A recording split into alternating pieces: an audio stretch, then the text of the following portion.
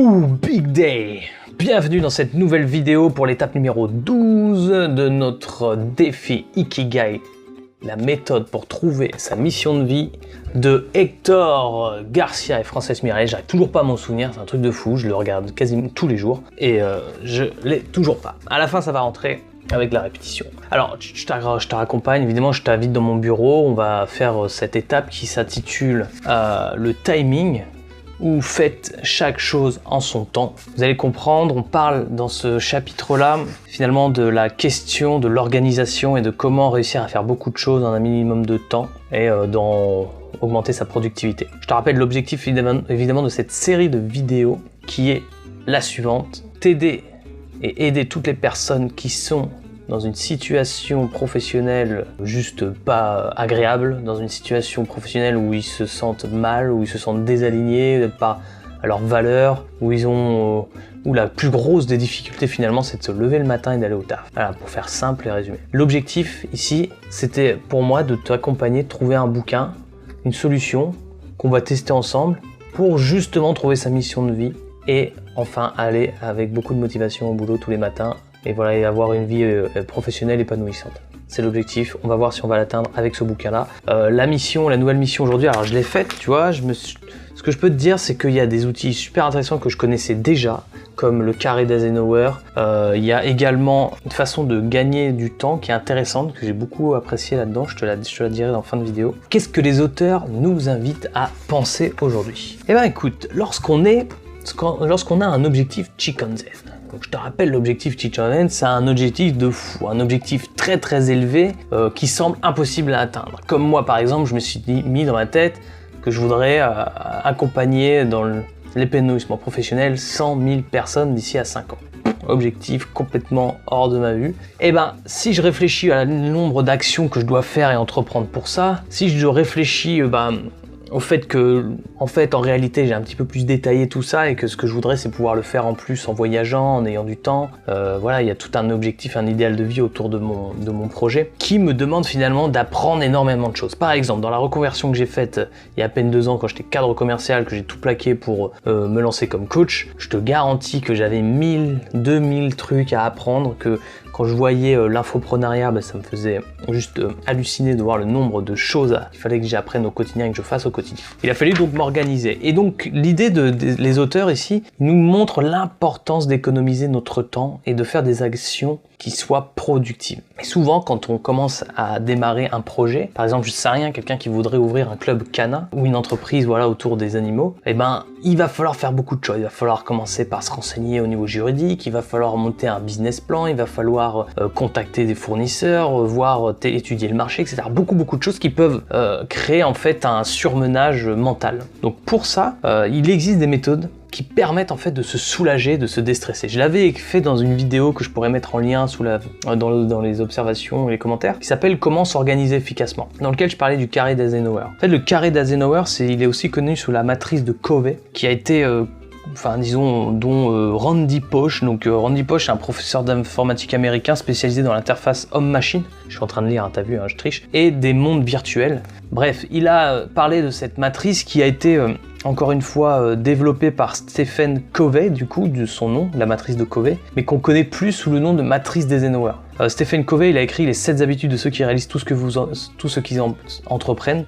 Je l'ai pas lu, mais on me l'a souvent recommandé. C'est quelque chose d'ailleurs que je vais commander sur Amazon direct une fois terminée la vidéo, et qui ressemble exactement à ça. La matrice de Covey, c'est quoi? C'est ni plus ni moins une façon de découper les actions et les tâches qu'on doit réaliser dans sa journée. On a 2 colonnes.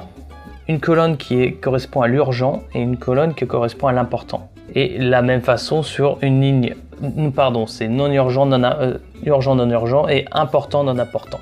Je vous décris qu'est-ce qui est écrit. L'idée, c'est qu'une action urgente, importante, c'est des actions qui sont de ce type, qui sont du temps dépensé en gestion de crise, en problèmes qui demandent une solution immédiate, des feux à éteindre, des deadlines, des échéances. Tout ça, qu'est-ce que ces actions ont pour conséquence? Généralement, elles génèrent du stress, elles génèrent de la fatigue et elles génèrent aussi de la conscience tranquille. Quand on fait l'urgent important, on est super mieux après. Après, on a le non-urgent mais important, c'est tout ce qui concerne la formation, la prévention, la recherche, la création de nouvelles opportunités, les constructions de relations, la planification. Tout ça, c'est toutes les tâches en fait que vous pourriez vous faire. Par exemple, je vais prendre un exemple concret sur l'urgent important. Là, moi aujourd'hui, ce qui a été urgent et important de réaliser, c'était d'avancer sur le travail de SEO, d'optimisation d'un site web. C'était urgent et important pour moi de le faire parce que j'ai une deadline, demain j'ai un rendez-vous avec le prestataire SEO pour justement régler ça. Donc je l'ai fait, une fois que je l'avais fait, mon stress s'est passé de côté. Le non urgent important, c'est par exemple de faire cette vidéo pour moi. Quelque chose qui est planifié sur mes listes d'actions.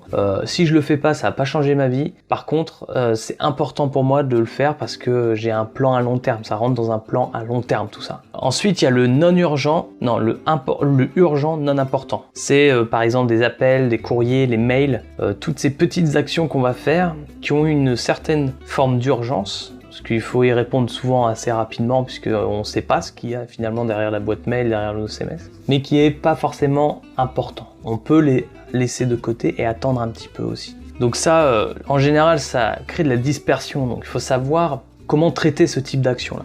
Et enfin, le dernier quadrant, c'est tout ce qui est les reports de tâches, les préparatifs futiles, les réseaux sociaux, les divertissements, les activités plaisantes. Voilà. En gros, il y a toutes ces activités, toutes ces tâches qu'il faut ensuite trier. La solution, c'est comment on s'en occupe. Et ben, on va d'abord traiter tout ce qui est les tâches qui sont urgentes et importantes en priorité. C'est la première chose qu'on va faire. Une fois qu'on a traité l'urgent important, on va s'occuper du non-urgent important. C'est-à-dire qu'on va planifier ces tâches-là, on va les mettre dans notre agenda. C'est hyper important d'avoir un agenda selon les auteurs et selon cette technique-là. Et enfin, après, on va s'occuper du urgent non important.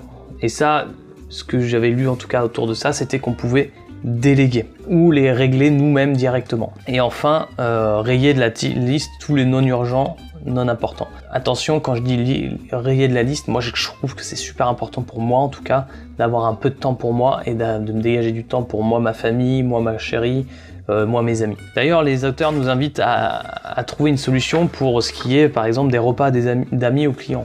Par exemple, si vous faites souvent des repas, ces temps de repas ou ces temps de soirée, c'est du temps perdu finalement en productivité. Vous pourriez faire quelque chose qui vous amène justement à votre objectif.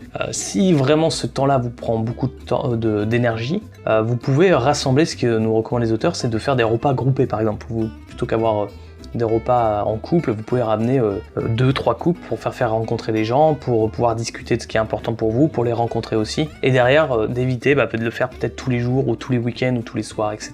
Ce sont des petits conseils qui nous amènent, et d'ailleurs il y a une dernière technique qui est très sympa, c'est la technique du Pomodoro, que j'avais lu également dans le livre d'Olivier Roland que je vous ai recommandé précédemment, Tout le monde n'a pas eu la chance de rater ses études, qui est très simple. Si vous avez beaucoup de tâches à faire, vous prenez 25 minutes par tâche pour réaliser chacune des tâches. C'est-à-dire, vous lancez la tâche, vous prenez votre chronomètre, vous chronométrez 25 minutes, vous faites sonner le chronomètre à 25 minutes, et là vous faites une pause de 5 minutes. Vous faites une pause, vous faites ce que vous voulez, vous coupez, vous dissociez de ce que vous étiez en train de faire, puis vous reprenez pour 25 minutes. Et ça, 4 fois d'affilée. À la fin, vous arrivez évidemment au bout de 2 heures de travail, prenez une pause de 15 minutes. Et vous allez voir l'efficacité que ça va vous donner dans votre tâche. En fait, de faire ça, de donner un rythme de travail comme ça, temporisé, va vous amener à une efficacité remarquable. Ok. Alors, ce que je vous invite à faire, c'est de réfléchir à votre carré d'Eisenhower. Peut-être retourner sur la vidéo comment s'organiser efficacement qui est un peu plus détaillée sur ce sujet-là. Sinon, faites simplement cette liste. Vous pouvez utiliser Evernote, c'est vraiment chouette ça comme application parce que ça peut vous permettre de synchroniser vos téléphones, vos ordinateurs et d'avoir votre liste au quotidien mise à jour.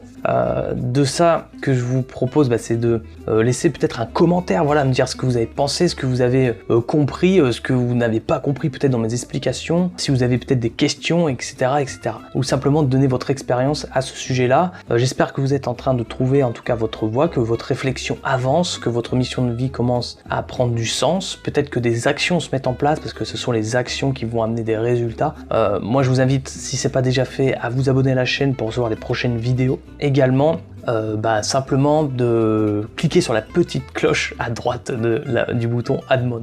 Je vous dis à demain pour une nouvelle vidéo qui s'appellera Pareto. Suivez la règle du 20-80, ça c'est une loi qui est vraiment géniale. J'ai pas encore fait l'étape, mais on va parler encore une fois d'efficacité en production. Je sais pas si c'est vraiment cohérent quand on ne sait pas encore ce qu'on veut faire d'attaquer ce type de techniques de développement personnel qui sont du développement personnel de performance. Pour autant, on avance et c'est ce qui compte. Je vous invite, je vous dis à demain et une excellente soirée journée, matinée, nuit à vous. Ciao!